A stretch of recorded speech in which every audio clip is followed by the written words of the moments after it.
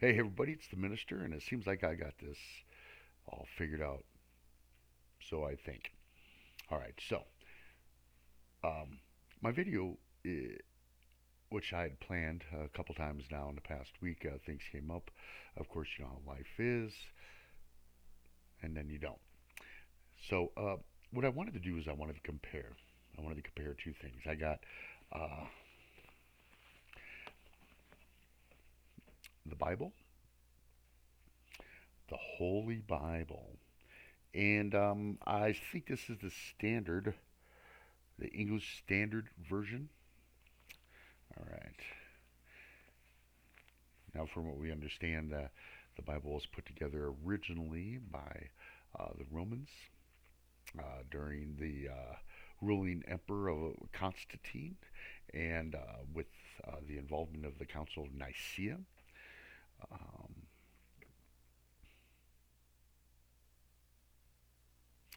it has taken many years for it actually to get around. They had pretty much control of it for a very long time, not allowing people to read it for a very long time, killing people that maybe stood up against it, several things. But the first part of the Bible was supposedly taken from the Torah, which is the Jewish scriptures. And what I have here is the Tanakh, translated from Hebrew, from what I understand. We're going to start right from the beginning of each book. Both of them are start with the book of Genesis, and why don't we go ahead and I will uh, read from the Bible. Uh, I think I'm just going to go through the first 9 verses to let you know. Uh, and I'm sure I'll refer back to it when I get to the Torah or the Tanakh, because right away you're going to understand that there are differences. Yeah, I went through a little bit already. I tried to prepare myself a little bit for it. So, Genesis 1. In the beginning, God created the heavens and the earth. The earth was without form and void, and darkness was over the face of the deep, and the Spirit of God was hovering over the face of the waters. And God said, let there be light. And there was light. And God saw that the light was good, and God separated the light from the darkness. God called the light day, and the darkness he called night. And there was evening, and there was morning, the first day. And God said, let there be an expanse in the midst of the waters. Midst of the waters. I repeated that. And let it separate the waters from the waters. And God made the expanse and separated the waters that were under the expanse from the waters that were above the expanse. And it was so. And God called the expanse heaven, and there was evening, and there was morning the second day. And God said, let the waters under the heavens be gathered together into one place, and let the dry land appear. And it was so. God called the dry land earth, and the waters that were gathered together he called seas. And God saw that it was good. So that stuck us all the way past 10. So that's Genesis 1 through 10 as according to the Christian Holy Bible. Now to the Torah.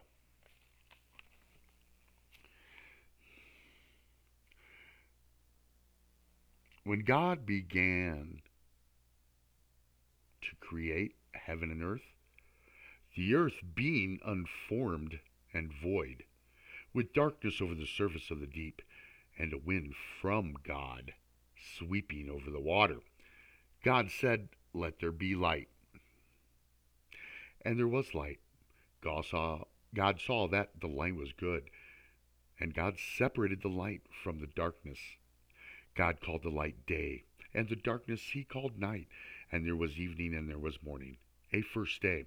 God said, let there be an expanse in the midst of the water, that it may separate water from water.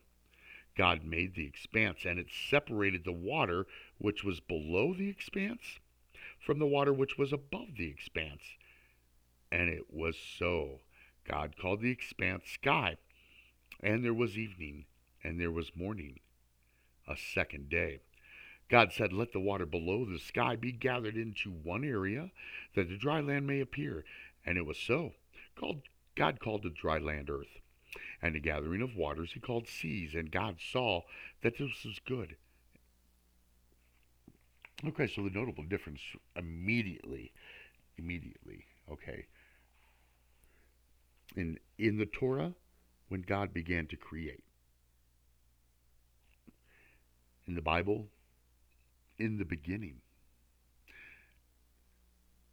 That it's pretty big to me actually. Um, when I envision in the beginning of envision the start of it all, but in the Torah, it doesn't give you that same vision when God began to create. Now, they refer to heaven in the Bible when they separated the expanses. They referred to heaven. In the Torah, you notice that they didn't call it heaven, they called it sky. Now, most anybody that's brought up in Christianity, if you say to them, "What is heaven?" The first thing that comes to their mind is going to be the angelic place, or the place where this God is, or where you would go after death if you're approved. Now, I was taught that there are actually three different definitions for the word heaven in the Christian Bible. One being where the birds fly, the others where the stars and the moon is, and then of course the spiritual heaven, or where the angels and God live. A different dimension, I guess, if you will.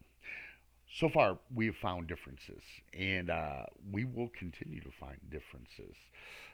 The only thing is we need to understand if these differences make or paint a different picture in comparison from one to the other.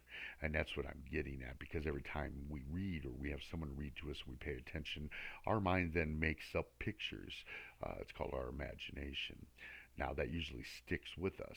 And after that, usually every time we hear this word, or that word that we've already made a pictorial for in our own mind, it appears that way. The same with the word heaven. There's uh, a huge psychology involved, a mindset. It's easy to form minds and make you think. I believe that the Bible was put together by the Romans for control. And they seen how uh, the Jews had a pretty good hold on each other, and they seemed to be following the laws of these gods. And I think the Romans envied that. That's why they had such a hard time and ended up having to sack Jerusalem and kill over 1 million Jews at that time in like 72 to 74 A.D. You know, and also at that time, they had the Romans had a Jewish scholar, Josephus Flavian, who they adopted into the Flavian dynasty, or the Flavian family, which we now know as the Flavian dynasty. This included several emperors, um, and they had him translate uh, the Torah, because they did destroy the temple and steal everything from within inside of it. Somewhere within these time periods, um, things were changed. The reasoning, I don't understand, but other than just to come to the conclusion that it was about control. But so be it. For the simple fact that what has happened throughout this period of time is that there's been psychological evolutions for humans. It's like training children. Which each growth step, uh, the child learns more, is able to do more. Same, I would say, with humanity and a higher being, older being, trying to help us to grow. Um, and it makes sense in a societal way as we, think about large groups of people coming together and have to live together, providing food for them, water, clean water, sustaining, abstaining from diseases or helping, in manners like that, because, we have the lame. We have those that cannot work and fend for themselves, the elderly, the widowed, the fatherless. And so, it makes sense that we have these guidelines, and as further we get along into what the Torah has to say, you're going to find out that a lot of these guidelines are nothing um, but to help sustain a large number of people within a small area. If you think about it, there was commands about uh, the farming, what to farm, when to farm, when not to farm, how much to hold back in silos for the years that you do not farm. It's all about sustainability, and it must work to a point.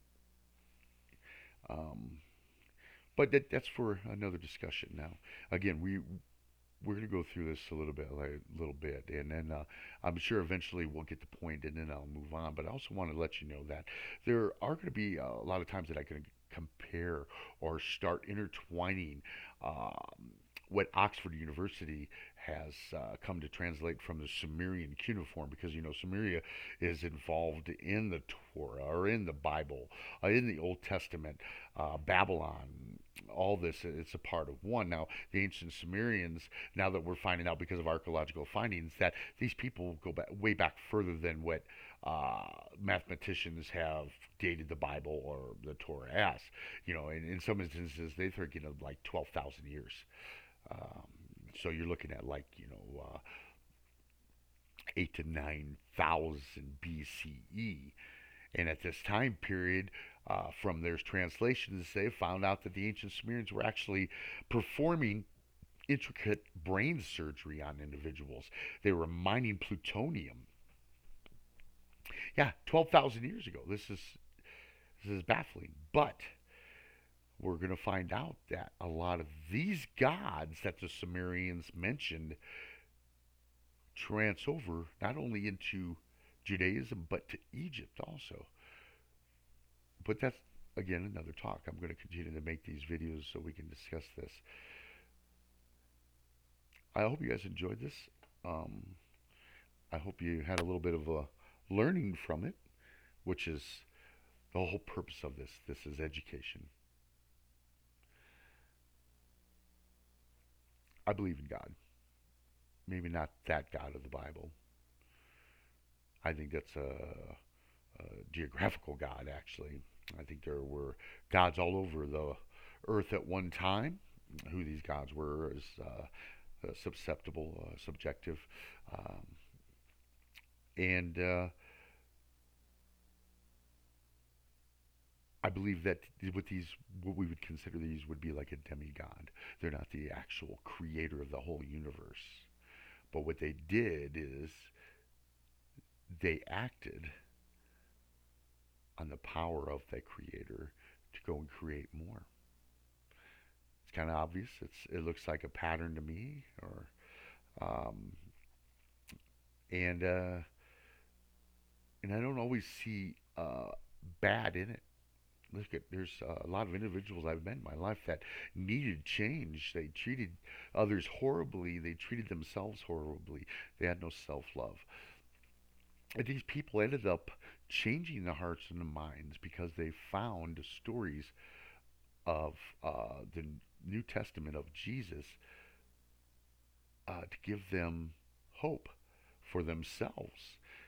Though I do see a lot of bit of selfishness that comes out of it, in that aspect, it's great. It's great to see people change for the better. And if that's what the stories of Jesus is supposed to do, then yeah, it is the greatest story because it does. But the stories of Buddha help people change. The story of Muhammad helped people change to the better.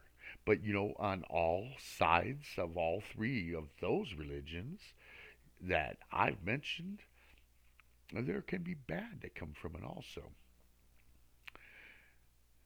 And finding the balance or the fulcrum to keep balance in all of this is the key. Uh, and maybe we can do that together sometime too. I really appreciate anybody that tunes in. Please give a thumbs up, subscribe below to my channel. I ain't got many subscribers right now, but hopefully I will. And don't worry, growing with the minister isn't just going to be about religion. You know, it's going to be about the history, mostly of cannabis throughout all religions and all of human history. Um, but until then, we're going to learn together as much as we can. Uh, Again, people, this is the minister. Thank you very much for tuning in. And remember, guys, love your neighbor. You have really nothing to lose at all to love your neighbor. There are people out there that need you to love them. Peace out.